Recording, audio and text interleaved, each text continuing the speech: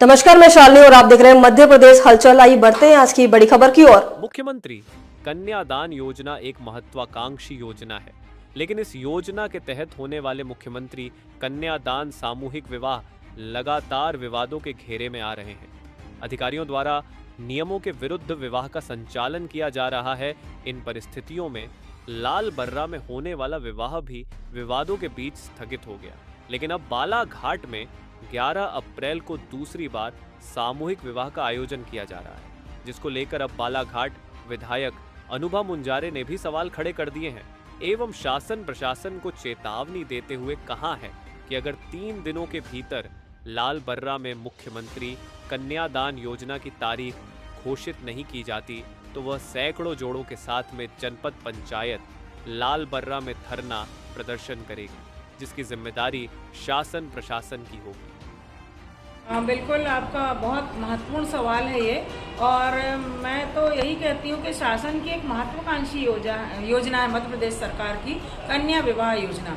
और कन्या विवाह योजना के अंतर्गत गरीब परिवार की बेटियों का विवाह करने की एक सामूहिक आयोजन में योजना है और इसका लाभ गरीब परिवारों को मिलना चाहिए। लेकिन बड़ी तकलीफ की बात है, दुख की बात है कि हमारे बालाघाट विधानसभा क्षेत्र में लाल बर्रा जनपद के अंतर्गत इन शासन के नियमों की धज्जियां उड़ाई गई हैं। और विगत माह जो सामूहिक विवाह होने वाला था लाल बर्रा जनपद पंचायत के अंतर्गत, उस सामूहिक विवाह की तिथि घोषित हो गई, सारी तैयारियां हो गई, लोगों के घरों में मंडप लग गया, बेटे बेटियों को हल्दियां लग गई।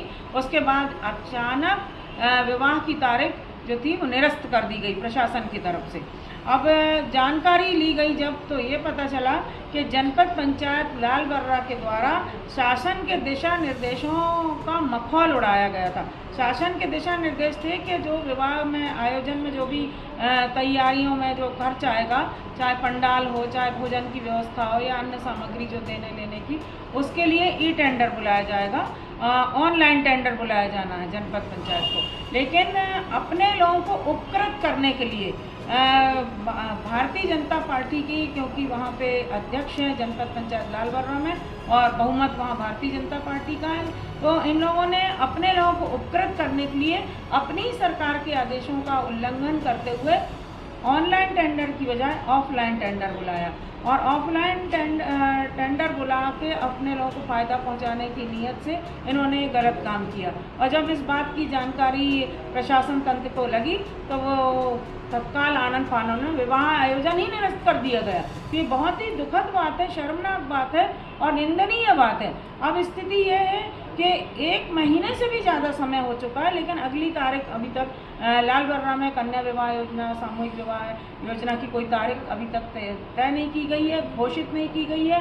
हितग्राही बेचारे इस योजना का लाभ मिल जाए इसके लिए दर दर भटक रहे हैं।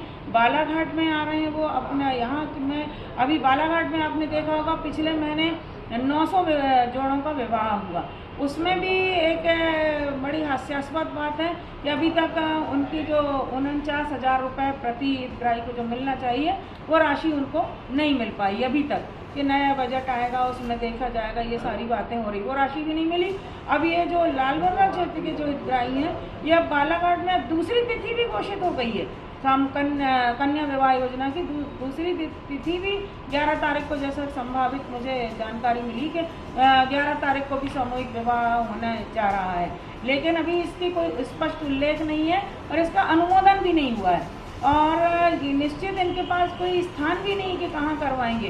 तो बालाघाट में अब दूसरी बार शादी सामूहिक विवाह की तैयारी में लग गए और जहाँ पे निरस्त हुआ है, जहाँ 1.5 महीने से ज़्यादा समय हो चुका है, वहाँ की आप तारीख घोषित नहीं कर रहे हैं। तो बहुत ही आपत्तिजनक है, ऑब्जेक्शन वाली बात है। और मैं लाल बर्रा बालाघाट क्षेत्र की जनता का बहुत सम्मान करती हूँ और जिन हितग्राहियों के भावनाओं को चोट पहुँची है, जिनके साथ मजाक जिनको बनाया गया है, मैं उनके साथ खड़ी हूँ।